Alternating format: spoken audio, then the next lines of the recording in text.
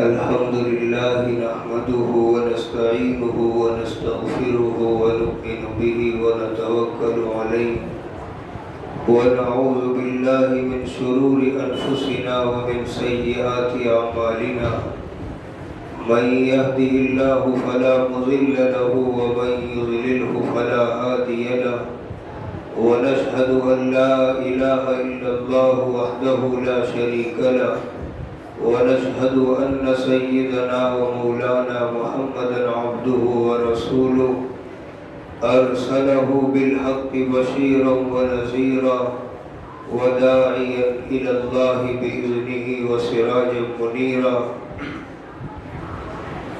أما بعد فأعوذ بالله من الشيطان الرجيم بسم الله الرحمن الرحيم والذين جاهدوا فينا لنهدينهم سبلنا وأن الله لمع المحسنين صدق الله العظيم وصدق رسوله النبي الكريم ونحن على ذلك من الشاهدين والشاكرين اللهم صل على سيدنا محمد النبي الأمي وعلى آله وسلم تسليما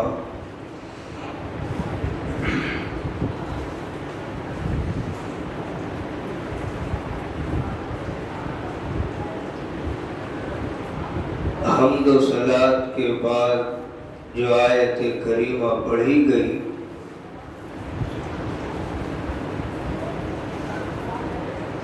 اس میں اللہ تعالی نے یہ ارشاد فرمایا کہ وہ بندہ جو ہمارے راستے پر چلنے کے لیے محنت اور مجاہدہ کرتا ہے ضرور بالضرور ہم اسے کامیابی کا صحیح راستہ بتلاتے ہیں۔ جو بندہ بھی مجاہدہ کرتا ہے، کوششیں کرتا ہے، مشقتیں برداشت کرتا ہے، اور لفظ مجاہدہ کے معنی بھی لغت کے اعتبار سے کسی کام کے لیے کوشش کرنا، محنت کرنا، جد و جہد کرنا، اور لفظ جہاد بھی اسی سے بنا ہے، اور قرآن و سنت اور صوفیہ کی اصطلاح میں مجاہدہ اسی بات کو کہا جاتا ہے کہ آدمی ایک کام کے لیے ایسی محنت کرے، ایسا مجاہدہ کرے، ایسی کوشش کرے کہ اس کے اعمال درست ہو جائیں، اس کے اخلاق درست ہو جائیں، گناہوں سے بچ جائے، نفسانی خواہشات کی پیروی سے پیچھا چھڑا لے۔ اس کا نام صوفیہ اور قرآن و سنت کی اصطلاح میں مجاہدہ کہا جاتا ہے۔ اور حدیث پاک میں رسول اللہ صلی اللہ علیہ وسلم نے ارشاد فرمایا المجاہد من جاہد نفسہ، کہ مجاہد وہ ہے جو اپنے نفس سے جہاد کرے۔ ایک جہاد تو میدان میں ہوا کرتا ہے، لیکن فرمایا اصلی مجاہد وہ ہے جو اپنے نفس سے اس طرح جہاد کرے کہ اس کا نفس اس کو کسی خواہش کے تقاضے کی طرف لے جا رہا ہے، اس کا نفس کسی لذت اور لطف کے حاصل کرنے کا تقاضا کر رہا ہے، اور وہ بندہ اپنے نفس کے تقاضے کو پورا کرنے کے بجائے اس کی خواہشات کو پورا کرنے کے بجائے اس کی جذبات پر چلنے کے بجائے وہ دوسری سمت جاتا ہے،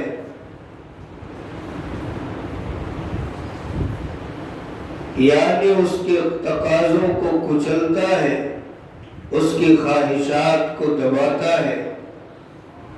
تو فرمایا جو بندہ اپنے نفس کے تقاضوں کے ساتھ یہ کام کرتا ہے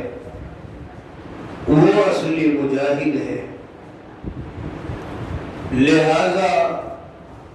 جو بندہ بھی یہ چاہتا ہے، جو بندہ اپنی اصلاح کی طرف قدم بڑھانا چاہتا ہے، جو بندہ اللہ تعالیٰ کو پانے کی طرف قدم بڑھاتا ہے، اس کی رضا حاصل کرنا چاہتا ہے، اس کو مجاہدے کی راہ سے گزرنا ضرور پڑے گا۔ بغیر مجاہدے کے کچھ ہاتھ آنے والا نہیں ہے، یعنی اس کو اپنی خواہشات کے تقاضے کے خلاف زبردستی کر کے، محنت کر کے، دل نہ چاہے اپنے دل پر آرا چلا کر کے اس کے خلاف لڑنا اور اس کے خلاف سمت چلنا، یہ انسان کو کرنا پڑے گا۔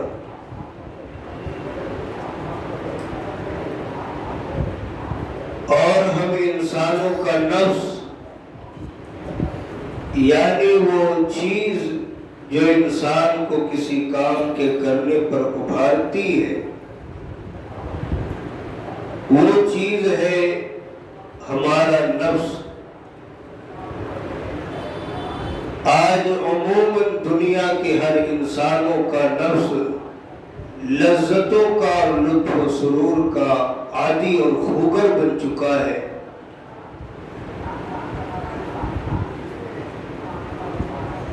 انسان کا نفس ہر وقت چاہتا ہے کہ جو چیز اس کو ظاہر میں لطف اور لذت والی نظر آئی، جو چیز بھی اس نے سرور حاصل کرنے کی دیکھی، اس کی طرف انسان کو دوڑانے کی جذبات پیدا کرتا ہے۔ اس کی یہ فطرت اور اللہ تعالیٰ نے یہ جبلت اس کے اندر رکھی ہے کہ عموماً انسانوں کو اپنی خواہشات کی طرف مائل کر لیا کرتا ہے۔ اس کے جی میں آیا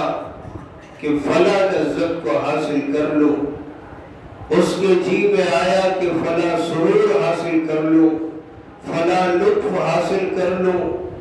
انسان کو اس کے کام کی طرف دوڑاتا ہے، اس کے اندر تمنائے آرزویں پیدا کرتا ہے، اس کے دلوں کو جذبات سے بھرتا ہے کہ انسان پھر اس کام کو کر گزرتا ہے۔ تو انسان کا نفس ہر وقت انسان کو کسی نہ کسی لطف اور لذت کے حاصل کرنے میں لگائے رہتا ہے۔ اب اگر یہ حضرت انسان نفس کے ہر تقاضے کو پورا کرتے چلے جائے اور اس کی ہر خواہش پر قدم اٹھاتے چلے جائے، اسے بے مہار اور بے لگام چھوڑ دے، تو یاد رکھیے پھر وہ انسان جو اپنے نفس کے تقاضے کو پورا کرتا چلا جاتا ہے، ایک وقت آتا ہے کہ انسانیت کے دائرے سے نکل جاتا ہے اور جانور بن جایا کرتا ہے۔ پھر اسے کچھ نہیں سمجھ میں آتا کہ وہ حلال ہے یا حرام ہے، وہ اپنا ہے یا غیر کا ہے، وہ کرنے والی چیز ہے کہ نہیں کرنے والی چیز ہے، اس انسان کو پھر کچھ نظر نہیں آتا۔ اور یہیں سے یہ بھی پتہ چلا کہ جو انسان اپنے نفس کی اور خواہشات کے تقاضوں پر جتنا زیادہ کنٹرول کرتا چلا جاتا ہے، جتنا زیادہ پابندیاں لگاتا چلا جاتا ہے، جتنا زیادہ اپنے خواہشات کو کچلتا چلا جاتا ہے، اتنا ہی اعلیٰ درجے کا وہ انسان بنتا چلا جاتا ہے۔ صحیح معنی میں اشرف المخلوقات کہنے کا وہ بندہ مستحق ہوتا۔ تو ہمارے نفس کی خواہشات کا یہ اصول ہے کہ جو چیز بھی اس کو ظاہر میں لطف اور لذت والی نظر آتی ہے، انسان کو اس کے کرنے کی طرف دوڑاتا ہے۔ اور ایسا بھی نہیں کہ دوڑاتے دوڑاتے کوئی حد ایسی آ جائے کہ جہاں اس کو اب قرار نصیب ہو جائے، ٹھہراؤ مل جائے، اور جس کے بعد وہ پھر انسان کو یہ کہہ دے کہ اب میری کوئی خواہشات باقی نہیں ہے، اب تو مجھے دار آخرت کی فکر کرنا ہے، اپنے آخرت کی زندگی کی تیاری کرنا ہے۔ ایسا دن کبھی نہیں آنے والا ہے۔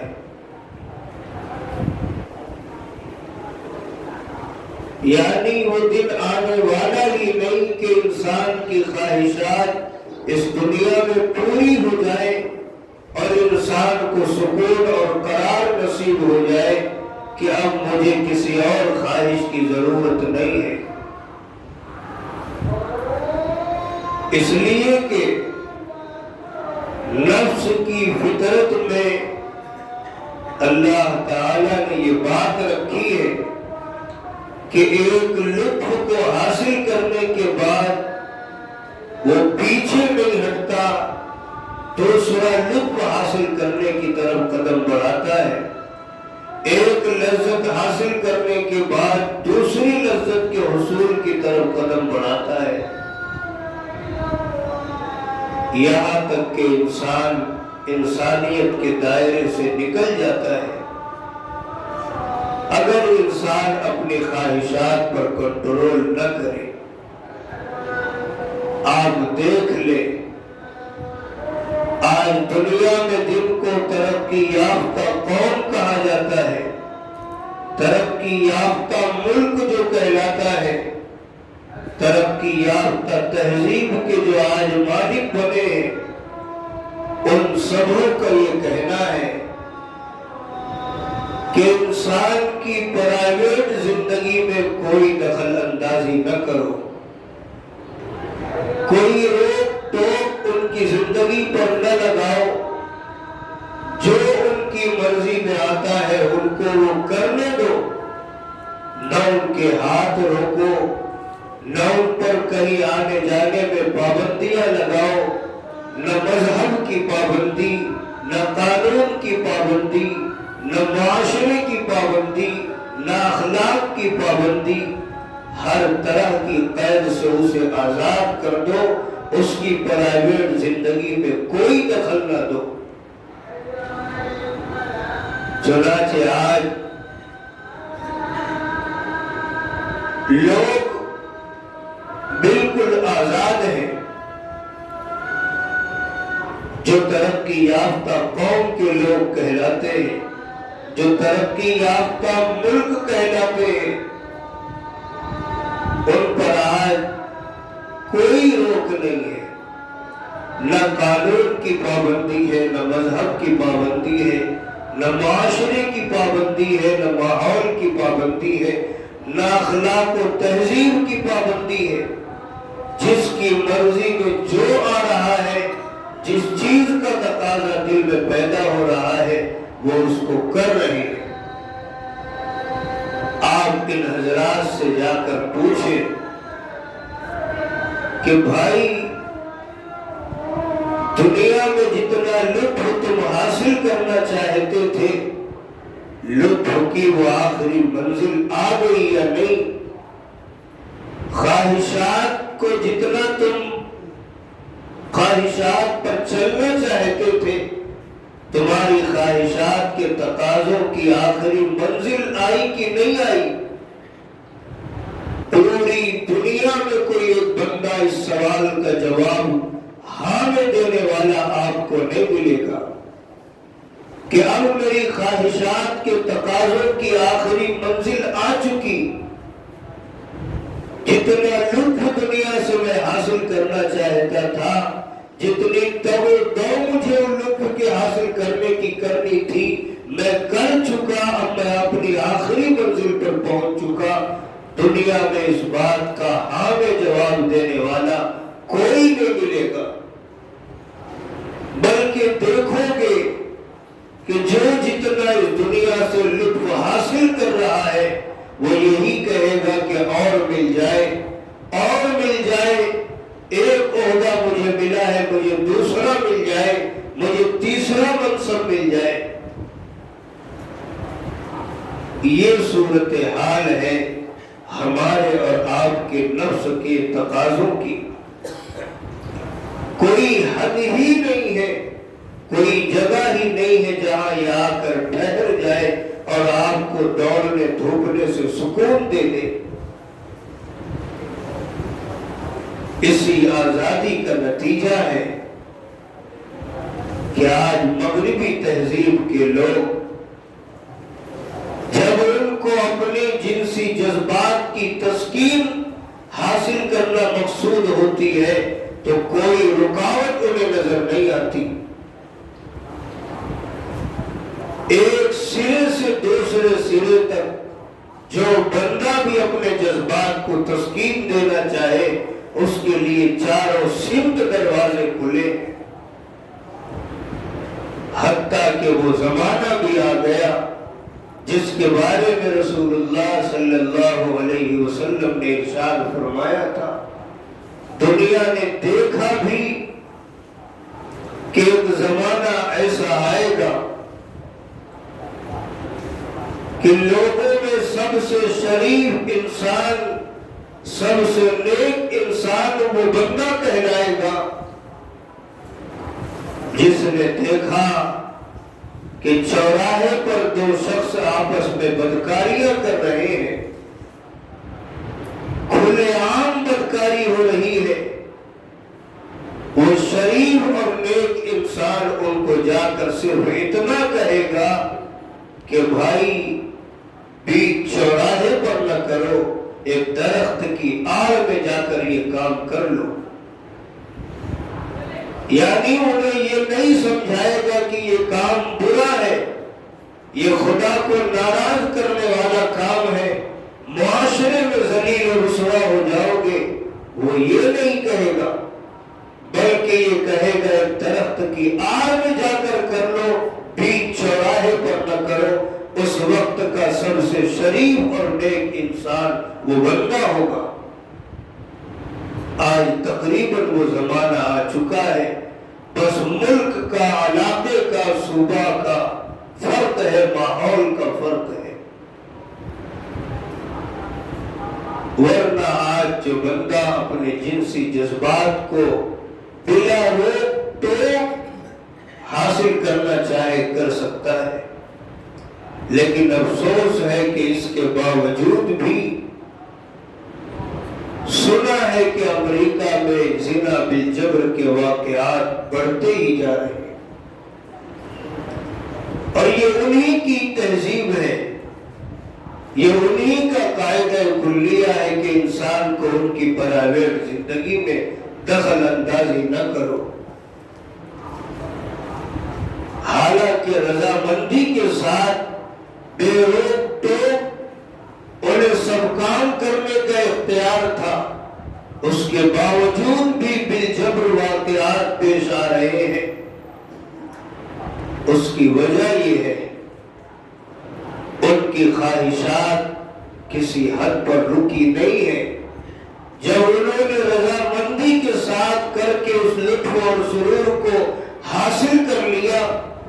تو اب دل میں داعیہ اور تقاضا پیدا ہوا کہ اب ذرا بالجبر کے جذبات اور اس کی بھی لذت اور اس کا بھی لطف حاصل کر لے۔ اس طور پر اب بالجبر کے واقعات پیش آ رہے، اس لیے کہ نفس کی خواہشات کی کوئی آخری حد ہے ہی نہیں، اور جو انسان جتنا پورا کرتا جائے گا اتنا ہی وہ انسانیت کے دائرے سے نکلتا جائے گا۔ ایک بیماری ہے جس کا نام ہے جوع البقر۔ یہ ایسی بیماری ہے کہ انسان کو ہر وقت بھوک لگا کرتی ہے، وہ جتنا چاہے کھا لے، جتنا چاہے کھانے سے اپنا پیٹ بھر لے، اس کے کھانے کی خواہش کبھی مٹتی نہیں ہے۔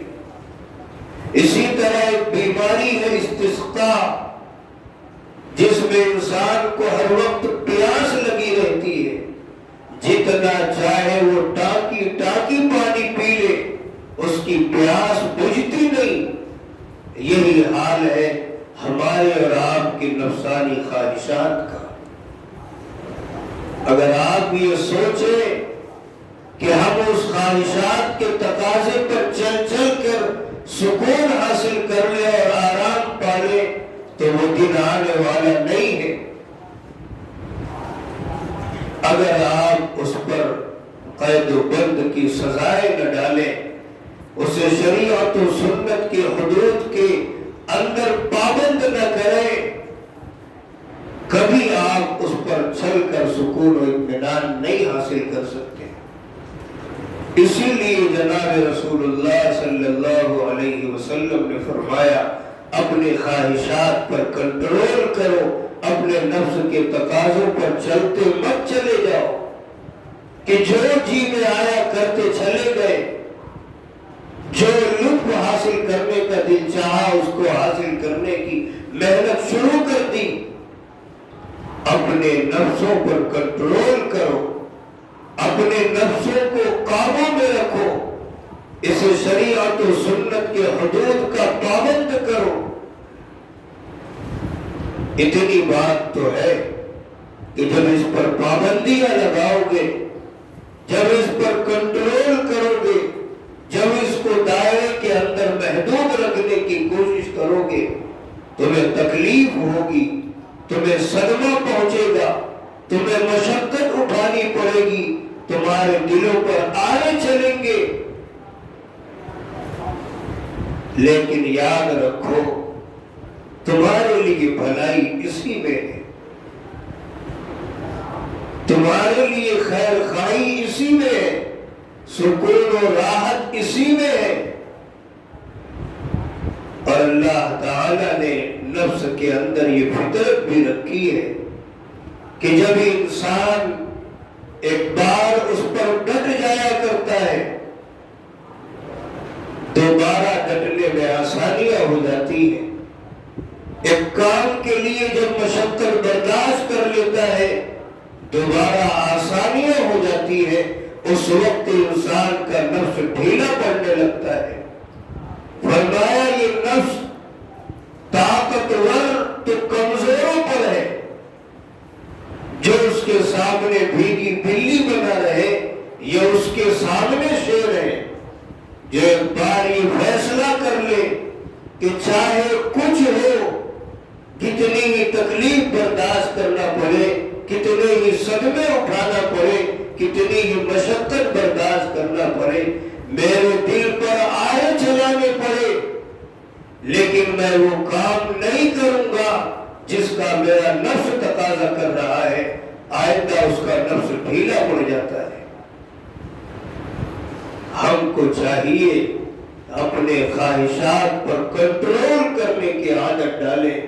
ورنہ یہ خواہشات کی کوئی حد نہیں ہے جہاں جا کر انسان کو قرار اور سکون نصیب ہو جائے۔ اللہ تعالیٰ سے دعا کریں اللہ ہمیں کہنے سننے سے زیادہ عمل کی توفیق دے۔